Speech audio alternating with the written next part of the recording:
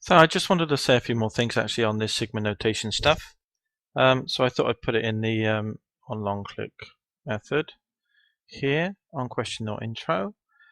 So just general notation, we just used numbers before, but if we were using notation in a more general way, we usually write A1s, A2, a subscript 1. This is the subscript. So if you want to write the sum of the first n terms, you can write A1. That's a placeholder for the first term. Then A2 is the second term, all the way up to the nth term, AN. And you can write that as the sum from r equals 1 to n of the ARs. Yeah. And if you had an infinite sum, for example, you'd write it in a corresponding way, but there's no end to it, so you put dot, dot, dot. And that would be the sum from 1 to infinity of the ARs. The only problem in the notes is there's some tricky problems on alternating signs, so I wanted to just give you a heads up in that. And typically what we do is we introduce, when you have a series with alternating signs, here's an example down here, 2 minus 4 plus 8, there's only 3 terms there, but you'll see the signs alternate. So how on earth do you cope with that? The numbers themselves are okay to deal with, but there's a sub-problem or a parallel problem where you have to cope with the alternating signs as well. Basically, the best way to cope with alternating signs is increasing powers of -1, because when this r is even or 0, these are all equal to 1. That's when r is even.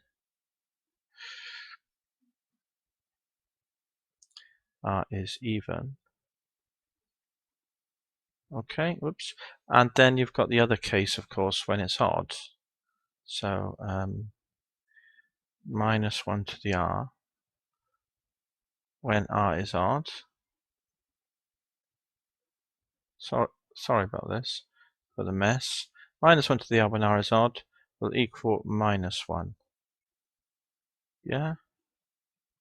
Hope you can see that there. So that's how you cope with alternating signs from this property of incrementing powers of -1s.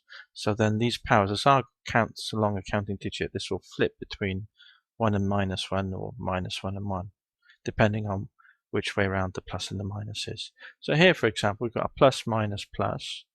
Well, the minus is taken care of in the middle here. The 4 is 2 squared, and the 8 is 2 cubed, and the 2 is 2 to the power 1.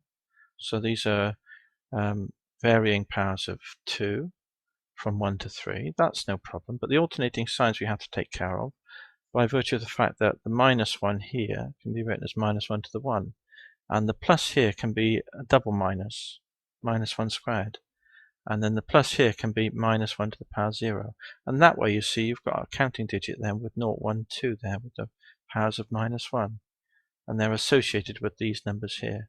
So it's that number, which is 2, plus this number, which turns out to be -4, plus this number, which turns out to be +8. So you always put a plus between the individual terms, of course. So then you can then you can generate the counting digit here. So it's -1 to these powers. See the 1, and that's a 0. This is a 2, and that's a 1. This is a 3, and that's a 2. So if this is r, then this is 1 less than r. And the same goes for the second term, and the same goes for the third when r is 3, r is 2, and r is 1. It's easy to see that.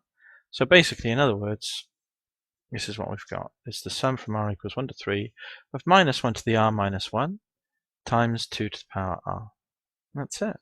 So I just wanted to give a little heads up on these little curveballs here, little problems that you can get with alternating signs. It's a bit of a bugbear, but you've got to also cope with that as well as writing out the pattern of the numbers in their own right. Okay then, guys, all the best with this section, as I say, and I'll catch you again in the next section. Cheers!